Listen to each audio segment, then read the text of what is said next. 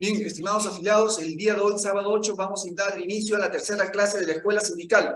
El día de hoy tenemos como ponente al señor Moisés Rocha. Es abogado, es dirigente de la Federación de Empleados Bancarios y es dirigente de la Confederación General de Trabajadores del Perú. Va el día de hoy a exponer sobre el tema Historia del Movimiento Sindical Internacional. Recibamos con un fuerte aplauso al señor Moisés Rocha.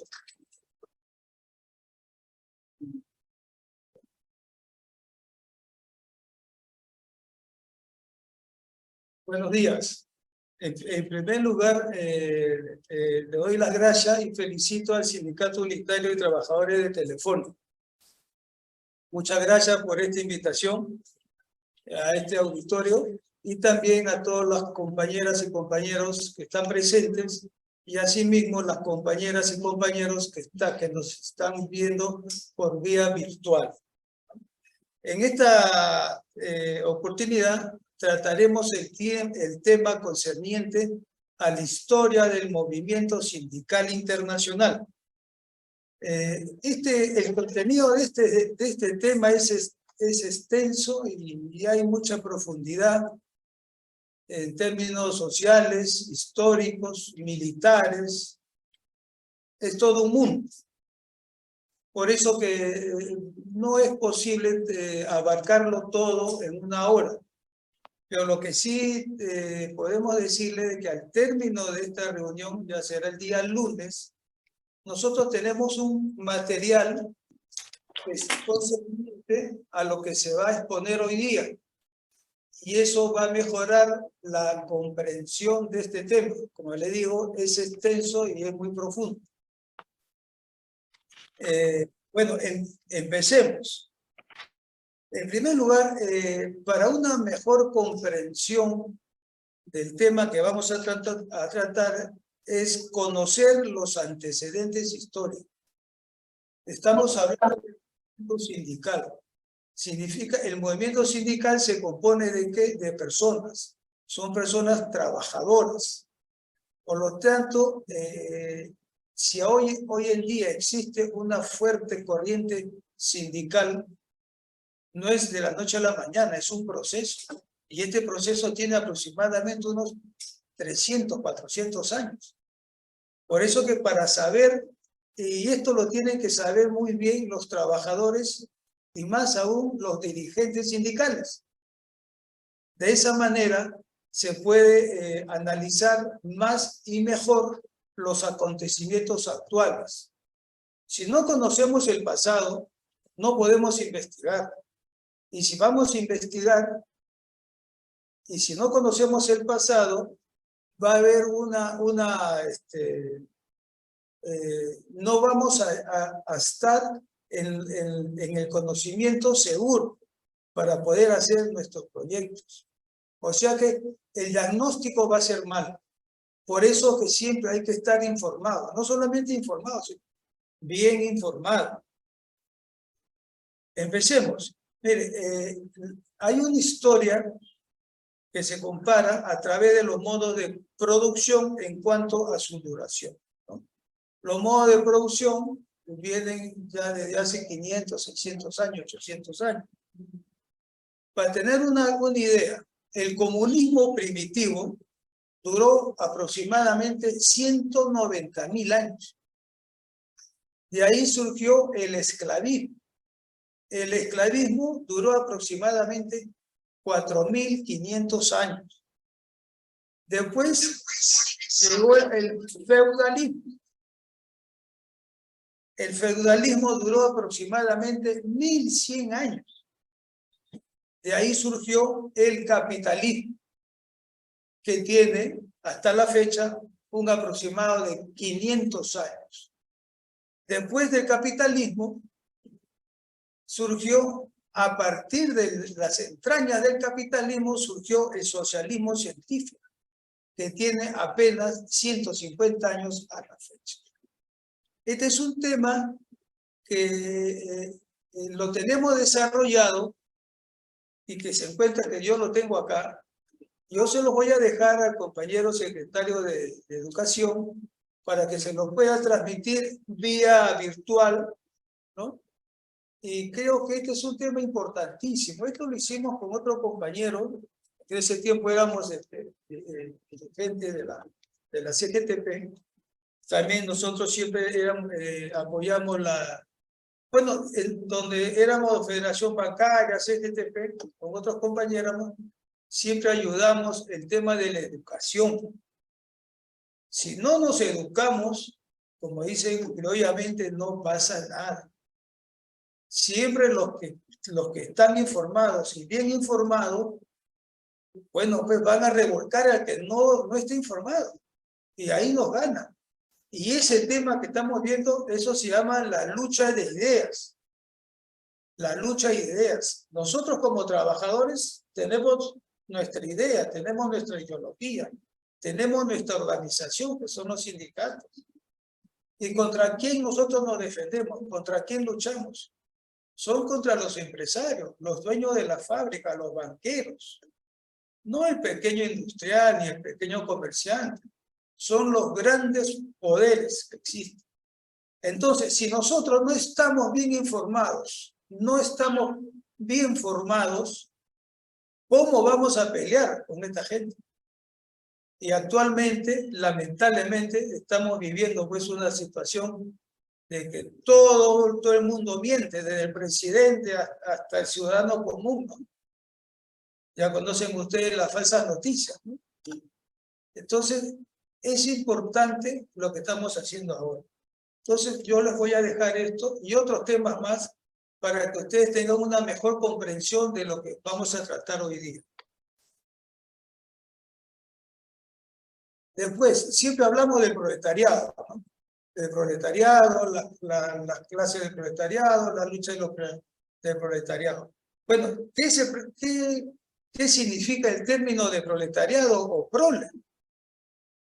Este término apareció por primera vez en el Imperio Romano, el cual utilizaba este término para referirse a una clase social más baja en aquella época. Y además, etimológicamente, prole significa hijos, descendientes o descendencia o linaje. Y también en Europa, proletari significa los que crían hijos. Por lo tanto, el proletariado no tiene absolutamente nada. No tiene propiedades, no tiene nada. ¿Qué es lo que tienen? Solamente tienen sus hijos. Su fortuna son sus hijos. No son propietarios de nada. Por eso que le llaman el proletariado. ¿Cómo es que aparece el proletariado? La prole. No es que de un momento apareció. Fue un fenómeno, fue la época y fue el fruto de la industrialización. ¿Cuándo empezó la industrialización? La industrialización empezó en los años aproximadamente de 1750 al 1840. Fue llamada la primera revolución industrial. ¿Quién estuvo al frente de la primera revolución industrial? Fue la burguesía. ¿Quiénes eran los burgueses? Los burgueses eran personas que en el tiempo del feudalismo, de la Edad Media, vivían en los burgos. Burgos eran pequeñas ciudades que estaban alrededor de los castillos, donde estaban los reyes, los príncipes. Y estos burgueses, que le llamaban así, eran pues artesanos, eran todos los trabajos que hacían manuales. Y ellos se fueron desarrollándose, cada tiempo desarrollaban más, tenían especialidades, y así poco a poco empieza la primera revolución industrial, que se inició con el motor a vapor, el ferrocarril, los telares, hacían los zapatos ya por serie, etcétera, etcétera. Por lo tanto, todos esos artesanos, que todo lo hacían a mano, y lo hacían también en conjunto con la familia, desaparecieron. Desaparecían poco a poco porque ya la industria los había alejado. Es por eso que en los campos de las ciudades se iban a la ciudad. Por ejemplo, ¿dónde se inició la primera gran revolución industrial? Fue en Inglaterra. En Inglaterra. Todos los campesinos dejaron de ser campesinos porque también era terrible ahí vivir en el campo, porque había un príncipe, un rey, y trabajaban mañana, tarde y noche, ¿no? Nacían siervos y morían siervos. Antes los siervos nacían esclavos y morían esclavos. Por lo tanto, se fueron a vivir a las grandes ciudades en Inglaterra. Pero eso era terrible, ¿no? Recién la industria estaba en ascenso. Y la gente sufría mucho. Trabajaba el papá, la mamá, los hijos. Trabajaban 16 horas diarias. 16 horas diarias. Ya no tenían tiempo para salir a la calle. Y por lo tanto, todos estos trabajadores vivían con su familia en las fábricas. Y esto fue 100, 200 años, 300 años. Así es que se inició el capitalismo. Eso fue en Inglaterra. Después fue llevado, imitado, porque era pues y hay que decirlo, fue un avance de la ciencia, de la tecnología, del hombre, ¿no? El problema, eso era lo positivo, pero el problema era pues las grandes inequidades que había contra los trabajadores, la familia se moría. Las familias vivían un mes, 2 meses, se morían y venían más y más gente. Y es por eso que ahí comienza a lograr lo que se llama el proletariado urbano. Ahí empieza la chispita, ¿no? Y ya poco a poco los trabajadores empiezan a tomar conciencia. Conciencia de que, ¿por qué si yo trabajo 16 horas diarias, por qué no tengo que comer? Mis hijos se mueren. ¿Qué está pasando acá? Ahí empieza. Y no solamente ellos se preguntaban eso, sino también en esa época habían grandes, extraordinarios pensadores, eran poetas, historiadores, economistas, que criticaban este modelo, ¿no? Porque era terrible, era atroz, y duró varios cientos de años. En base a eso surgen los famosos revolucionarios, los partistas, bueno, no da el tiempo, ¿no? Para explicarlo todo. Pero también con la ayuda de ellos, de los intelectuales, llamados en ese tiempo de la izquierda, porque en esa época había izquierda y derecha.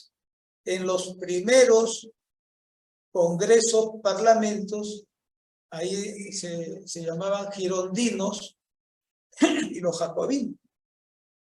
Los jacobinos eran congresistas parlamentarios, como ahora, que eran de izquierda.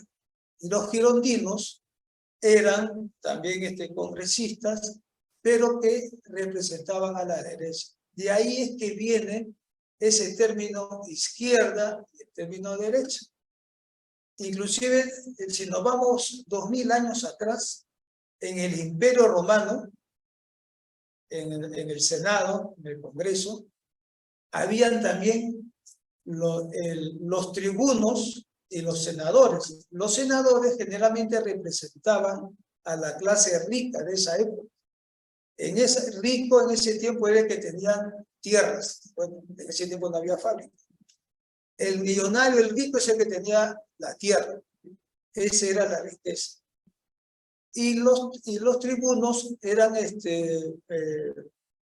congresistas, parlamentarios, que eran de izquierda, que ayudaban a los trabajadores.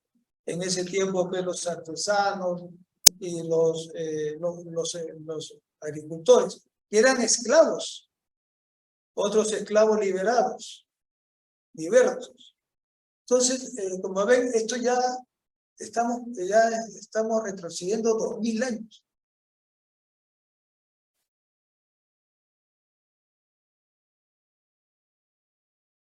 En la primera revolución industrial, repasemos, surge el proletariado urbano. Y es en Inglaterra y en Francia. En la Gran Revolución Francesa, que fue en el año aproximadamente 1789, y que la burguesía, ya con fuerza, se enfrenta violentamente a las aristocracias y a la religión. Introduce muchos cambios en la vida política, en la cuestión social, económica, impone pues nuevos conocimientos del sistema métrico decimal, el calendario, y bueno, muchos adelantos. Al mismo tiempo que esta burguesía avanza, surge el proletariado y también avanza, es el pueblo, los trabajadores organizados, la Comuna de París, que fue una acción trascendental en el pueblo parisino. Fue un movimiento insurreccional que gobernó la ciudad de París entre marzo y mayo del año 1872.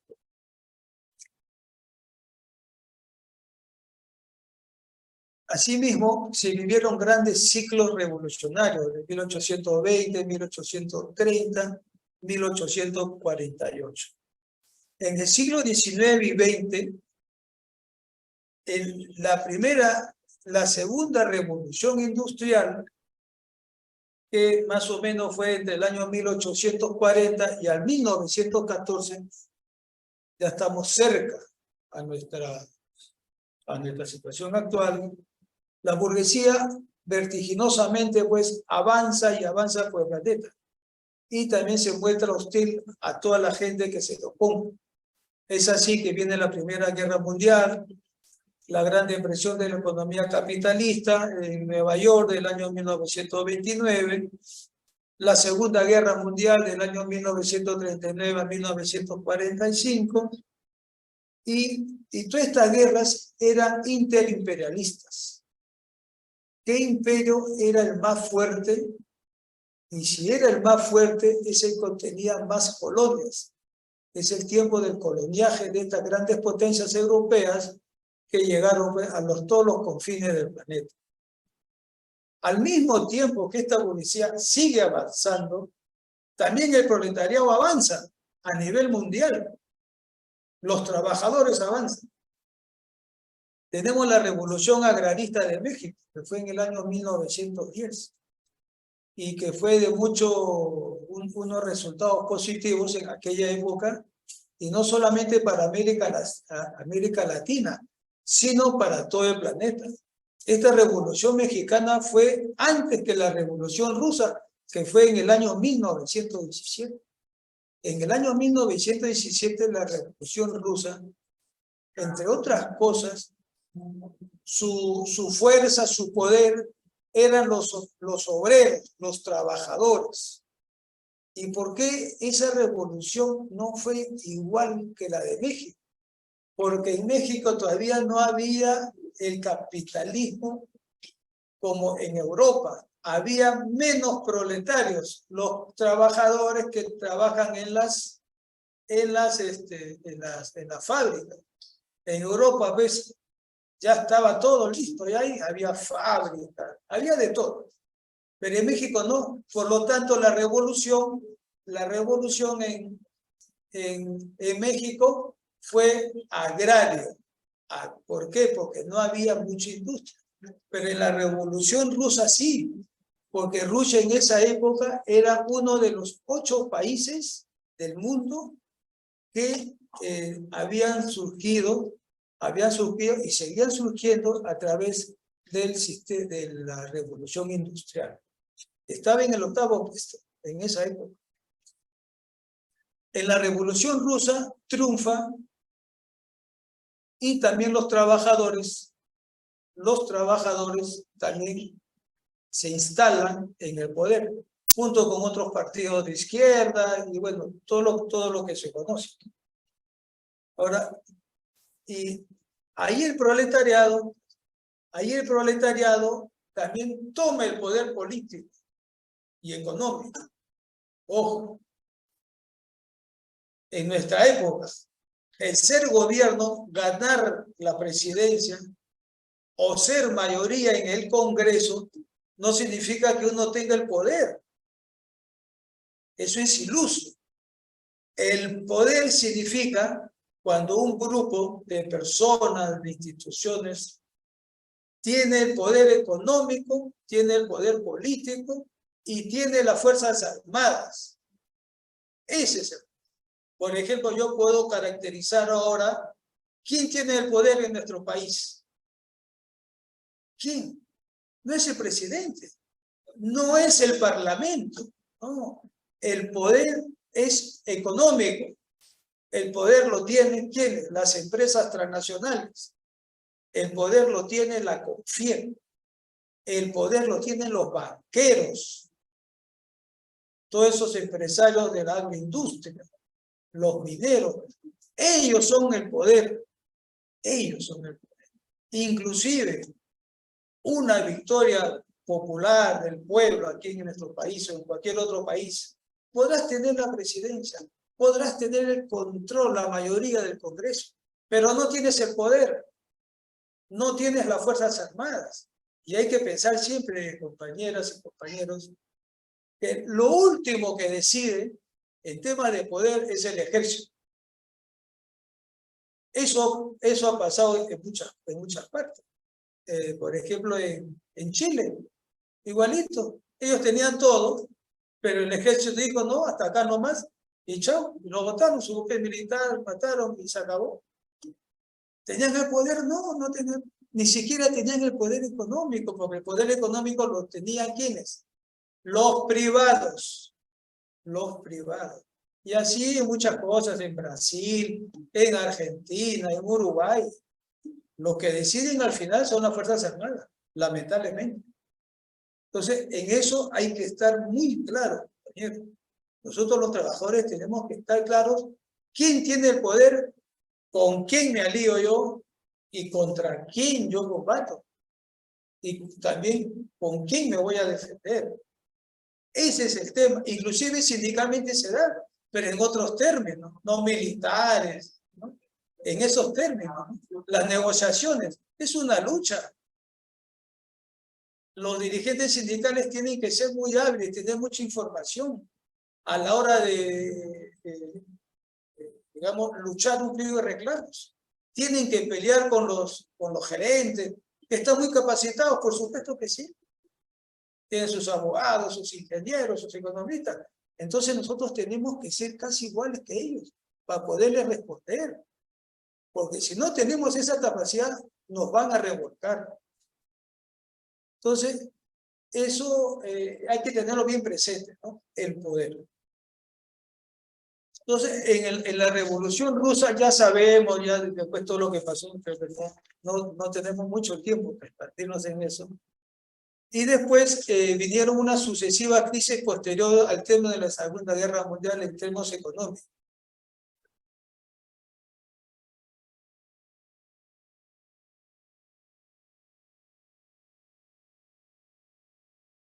Bueno, llegamos a la Segunda Guerra Mundial y a partir de ahí sabemos que ya el mundo se dividió en dos, ¿no?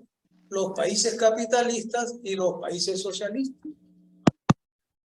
En el año 45, también los trabajadores también, no es que se dividan, sino tomaron una opción, ¿no? Habían federaciones, sindicatos, inclusive centrales sindicales mundiales, que tenían una orientación, una ideología.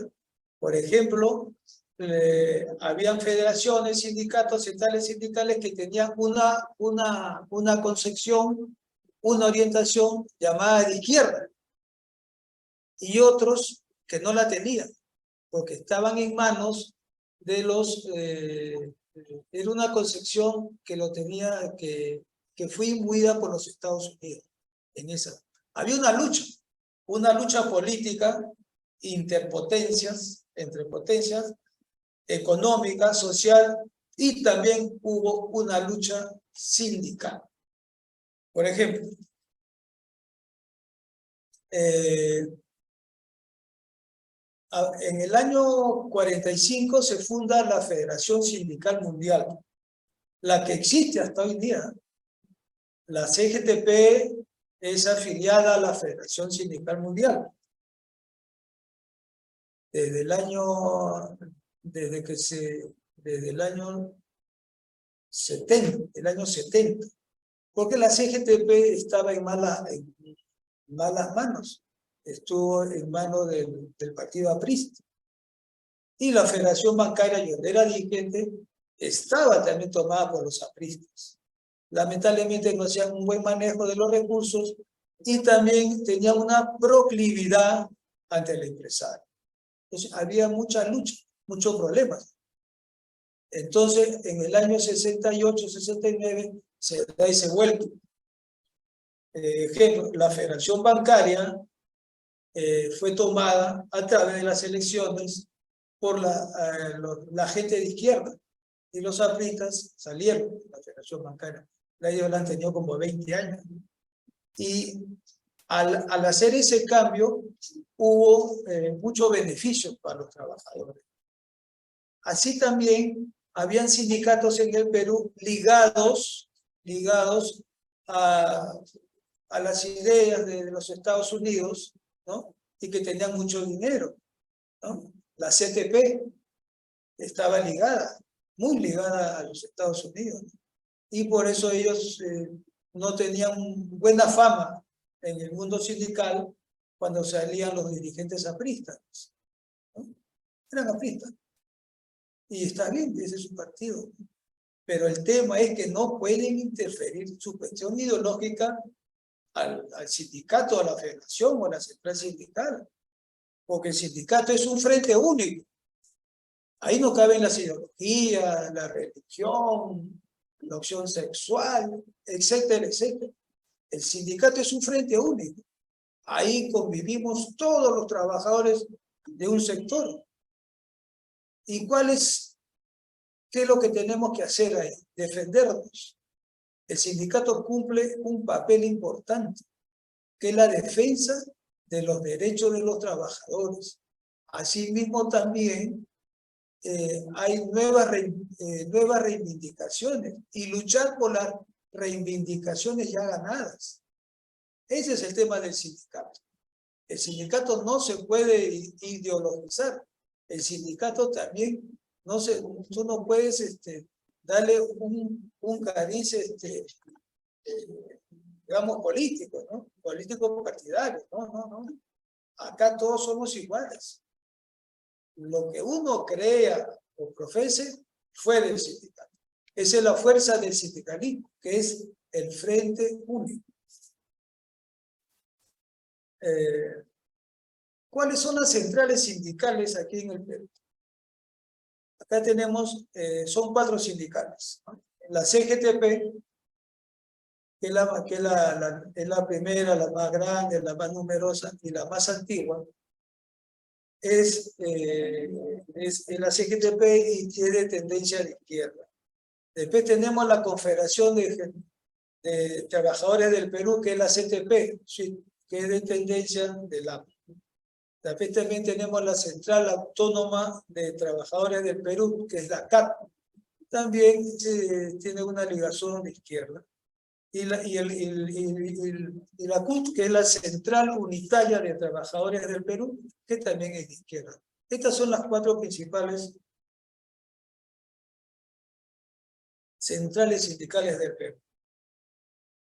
Ahora, estas centrales sindicales, a ver, ¿cuál es la organización sindical? Primero son los sindicatos.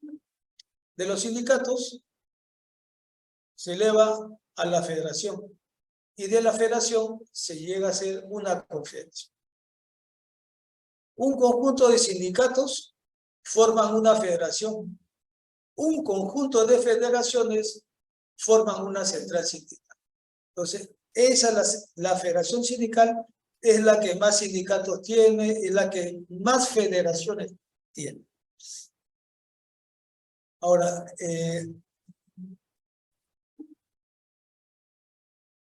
una central sindical fuerte es la Federación Sindical Mundial y la otra es la Confederación Sindical Internacional, la CSI.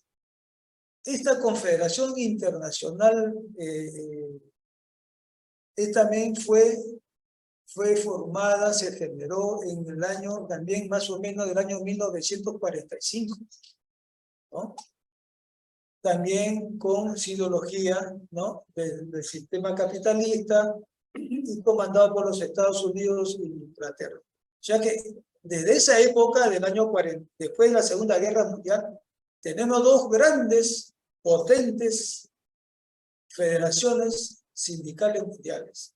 La Federación Sindical Mundial con orientación de izquierda y en ese tiempo era la SIOL, Sindicatos Libres, que le llamaban. Y después, en el año, en el año 67, 70 y tantos, se formó la Confederación Sindical Internacional, la CSI. Ahora, estas confederaciones sindicales tienen pues miles de sindicatos, como también cientos de federaciones, pero ya a nivel mundial. Por ejemplo, la CSI, la Confederación Sindical Internacional, tiene más o menos unos 140 millones de afiliados en el mundo. Están en 167 países y tiene 336 organizaciones afiliadas que son de diferentes partes del mundo. Ahora, esta es la Confederación Sindical Internacional, fue fundada el 31 de octubre del 2016. Antes fue la Confederación Sindical Internacional. Y practican ellos, no es ambiguo, ¿no? Ellos dicen, ellos tienen el tema que son sindicatos libres, pero en realidad no son libres. Ellos no son libres porque tienen los dictados, los designios de las empresas transnacionales de los Estados Unidos, eso todo el mundo lo sabe. Y ahora, la Federación Sindical Mundial también, ellos tienen más o menos, ellos fue fundado el 3 de octubre del año 45, después de la Segunda Guerra Mundial. Ya tiene 120 millones de miembros en todo el mundo. Ellos están en 126 países y nosotros, el Perú, somos uno de ellos. Lo importante de esta Federación Sindical Mundial es que tiene representantes ante las Naciones Unidas, la UNESCO, la FAO y la OIT. Eso es muy importante. Y acá hay que recalcar algo que estas representaciones que tiene la Federación Mundial a nivel internacional, lamentablemente, nunca, de lo que yo tengo muchos años en el sindicalismo, nunca ha habido 2, 3, 4 compañeros para que se vayan allá a esos puestos. Solamente el único caso excepcional del compañero Valentín Pacho, que lo conocemos, que fue secretario general de la CGTP y también fue parlamentario, fue senador. Él trabajó en la Federación Sindical Mundial muchos años, 20 años. Él trabajaba en Europa, en Praga, y obviamente venía a recorrer todos los países, ¿no? Pero, por ejemplo, los chilenos estaban allá en Europa, estaban los argentinos, los uruguayos, y nosotros no estábamos. Entonces, ¿por qué nosotros no estamos ahí? Y la realidad es triste. Compañeros, no estamos capacitados como para hacer ese trabajo. Pero los argentinos sí lo hacían, los chilenos lo hacían, los uruguayos, los colombianos lo hacían. Entonces eso es preocupante, ¿no? Porque acá la CGTP ha sido combativa, todas las federaciones bancarias, los telefónicos combativos, ¿no? Pero cuadros, lo que se llaman los cuadros, no solamente sindicales y políticos, cuadros técnicos, profesionales. Ahí tenemos un desbalance. Nosotros como sindicato, está bien, luchamos, hay ideología, hay de todo, pero nos falta que nuestros cuadros sean técnicos, sean profesionales. Y no solamente eso, los hijos de los proletarios, los hijos de los trabajadores deben de tener una profesión o ser técnicos. De lo contrario, nosotros como pueblo organizado, como organizaciones, no avanzamos. Obviamente, todos no podemos, no nos alcanza el dinero, pero ahí están las universidades públicas. Compañeros, y eso es solamente estudiar y hay que trabajar nada más. Y aquí hay que ver también la lucha de ideas. Estamos en estos momentos, ¿no? Los sindicatos, las federaciones, he venido a menos. ¿Por qué? Es también por el cambio de tecnología, es el sistema capitalista. Ya uno reclama a una empresa y te contesta un robot. ¿Cuántas de esas hay? Todo es robot. Entonces, ¿dónde están los trabajadores? Entonces, esos temas uno tiene que analizar. Y también la tecnología que es buena también es usada por la burguesía, por los empresarios. ¿Cómo las usan? Con mentiras, diciendo que los sindicatos no son buenos, que no dejan que se desarrollen los trabajadores. Todas esas cosas el sindicato tiene que refutar. Y ese es el tema actual. Nosotros ya somos una generación que ya tenemos que dejar el trabajo, ¿no? La famosa jubilación. Entonces, no tenemos mucho tiempo para que formemos nuevos cuadros.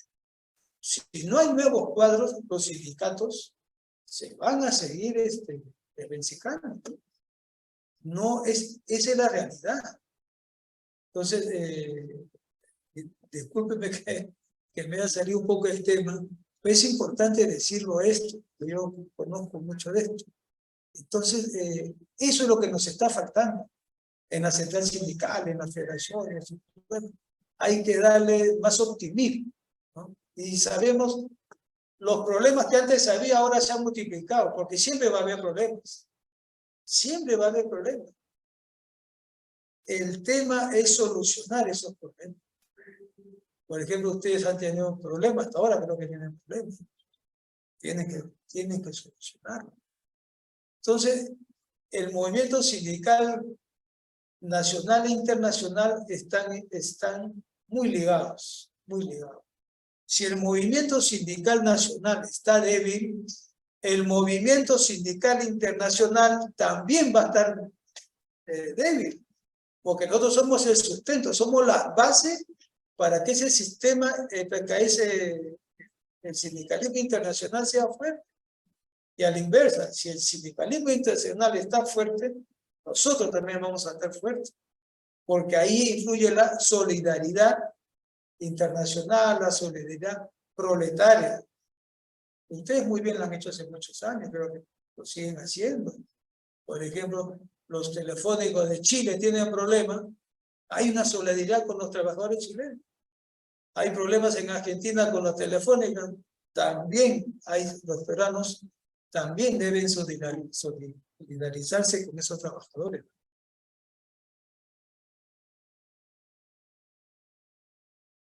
Entonces,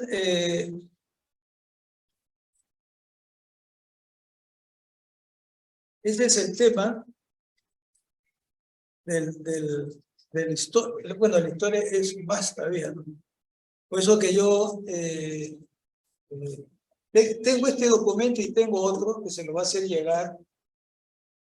Y si lo leen, hay que ver la forma en que me puede llegar a mí esas interrogantes, y yo se los puedo contestar a su correo, a través del sindicato, ¿no?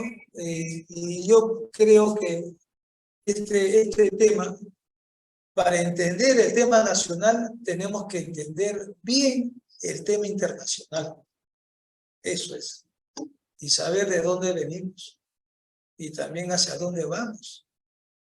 Por ejemplo, acá el movimiento sindical, ¿en dónde estamos en el sindical? En esta situación económica política del país. ¿En qué lado nos encontramos? ¿No? Hay mucha confusión. Y hay confusión que es normal porque no sabemos qué está pasando. Si no sabemos qué está pasando, ¿qué vamos a decir? Yo pienso que el movimiento sindical, en estos problemas que tenemos en nuestro país, debemos ser más activos, más proactivos, ¿no?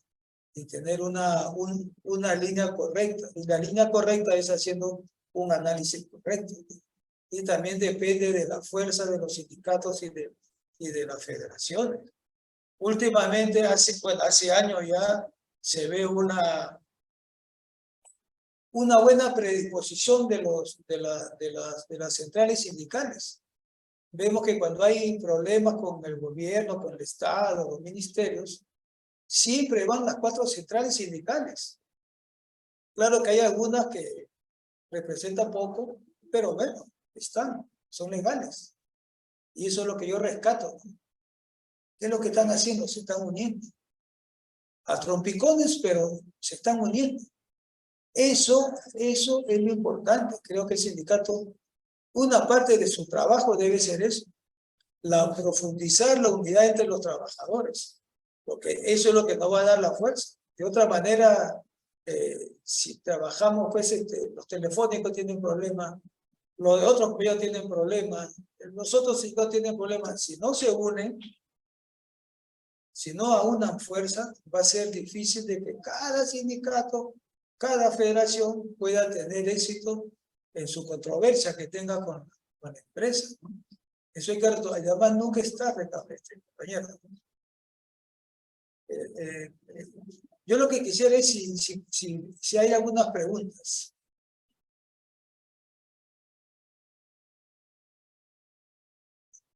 Gracias, señor Rocha. Sí, una bien real, ¿no? Cómo es la situación, pero pareciera que estamos recordando a tiempos antiguos, porque, como usted acaba de decir, el poder no lo gana el pueblo, en este caso. Siempre, por más que llega un gobernante, o se alinea a ese poder, o se le somete, ¿no? Porque eso es lo que acabamos de ver. Pero digamos, ¿hasta qué punto el sindicalismo tendría, los trabajadores tendrían la manera de poder cambiar eso? Yo recuerdo, por ejemplo, algunos comentarios que hacía el presidente Rafael Correa, de justamente lo que usted comenta, el presidente de Ecuador, decía, ganar en las elecciones no hay ganar el poder, porque hay una construcción ya es un grupo de poder que es complicado de deshacer. Y aparentemente esos mismos grupos de poder, no sé si hacen una ideologización de la gente, o los imponen, o los compran.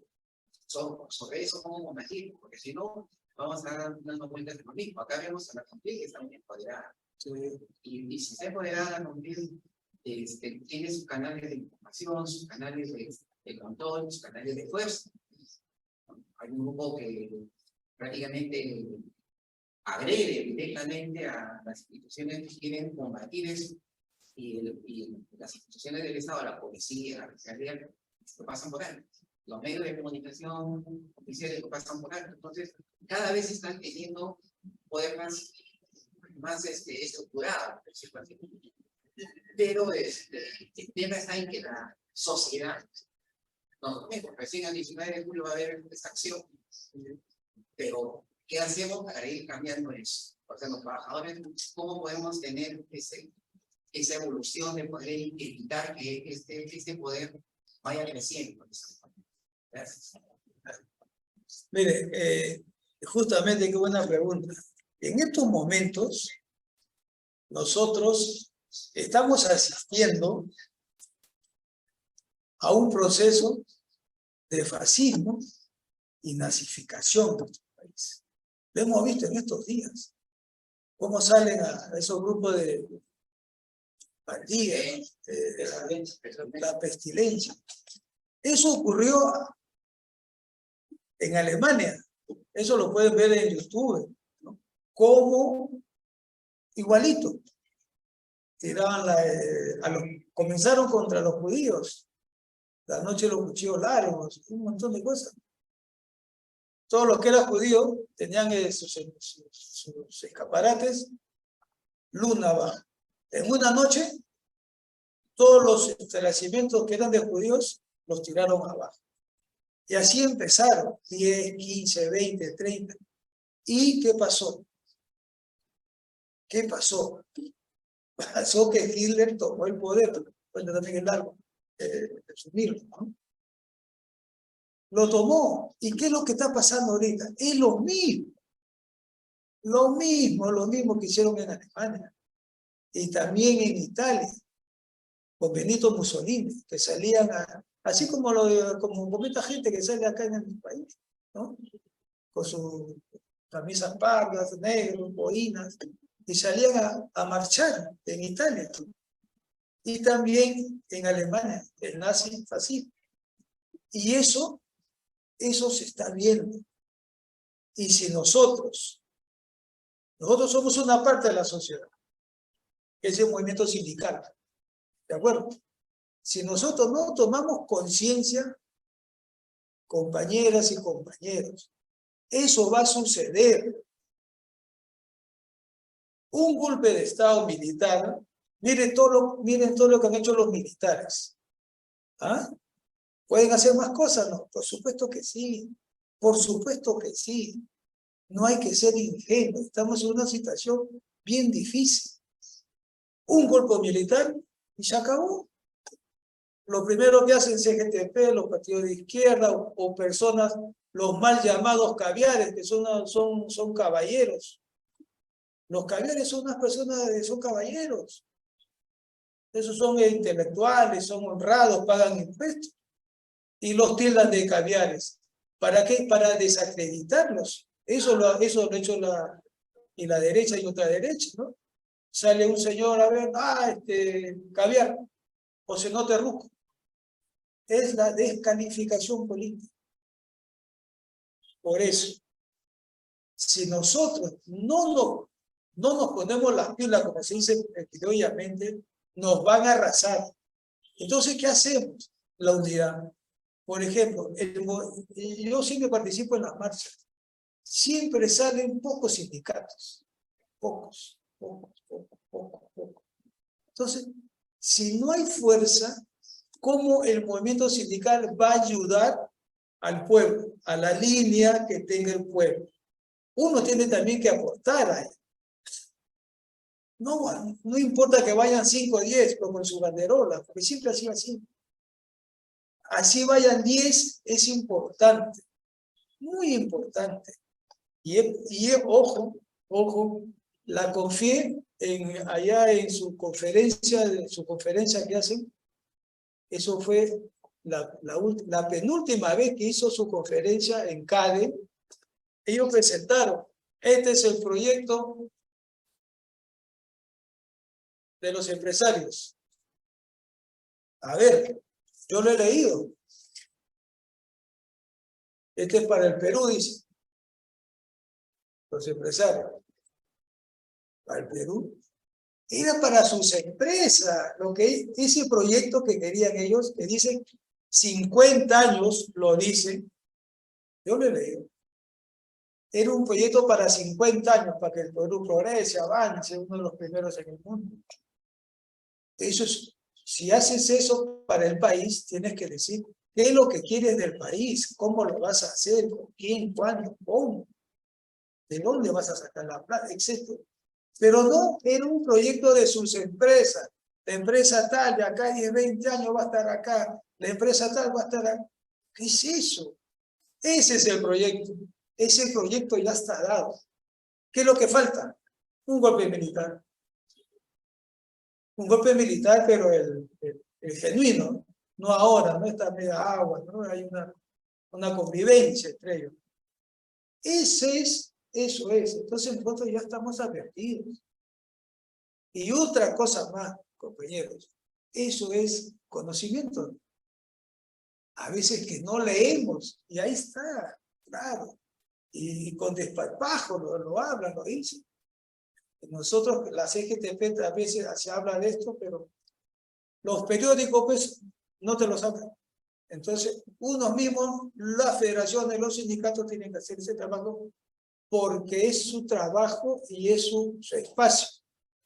Esa es la única manera de poder ayudar al pueblo organizado. No hay otra. Además, compañeros, esto ha pasado, siempre ha pasado. Solamente que en estos momentos hay una descomposición, una degeneración del rico y del pobre, porque hay que decir, hay degenerados millonarios y hay degenerados pobres. El pobre siempre mira al rico. Miremos el Congreso. Mire ese Congreso. ¿No hay una degeneración? Es una degeneración. Entonces, tampoco nosotros podemos decir, bueno, como están degenerados, ya que no. Tenemos que seguir luchando. Usted bien decía, pues, compañero, ustedes tienen un buen sindicato nacional, muy reconocido, de hace muchos años, y todos sus dirigentes muy buenos. Por eso que siempre han estado en la CGTP. Toda la vida han estado en la CGTP. Ustedes tienen mucha calidad, pero se necesita más. Se necesita. Como repito, voy a entregar unos documentos a la Secretaría de Educación para que se la transmitan a ustedes. Gracias, muy amable. Ya de acá a 15 días vamos a dictar la historia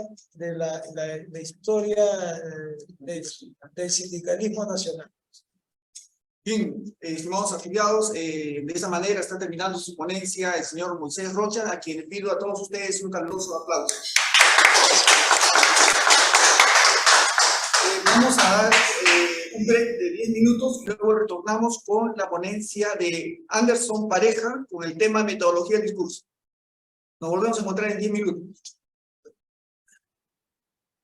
Bien.